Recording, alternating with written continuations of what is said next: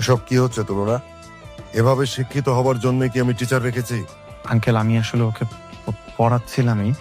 আজকের পর থেকে আমার বাসার ত্রিসীমানায় যেন তোকে না দেখি। আমার বাসায় এসে তুই আমার মেয়ের সঙ্গে সুযোগ নিচ্ছিস। আঙ্কেল, আপনি আমাকে ভুল বুঝতেছেন। একটা থাপ্পড় দেবো বেয়াদব। তোর বাবা তোকে কিছু শেখায়নি? অন্যের বাড়িতে নষ্টামি করতে পাঠিয়েছে তোর বাবা? প্লিজ আঙ্কেল, আমার বাবা তুলে কথা বলবেন না।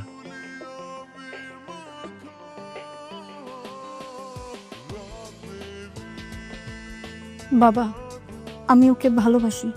খুব স্বাধীনতা পেয়ে গেছো না? আজকের পর থেকে তোমার বাবার অন্য রূপ দেখবে। এই, তুই কেন এখনো বের হচ্ছিস না বাসা থেকে? বাসা থেকে না বেরোলে আমি কিন্তু ঘাড় ধাক্কা দিয়ে বের করবো। শুনলেনই তো, আমরা দুইজনই দুজনকে ভালোবাসি।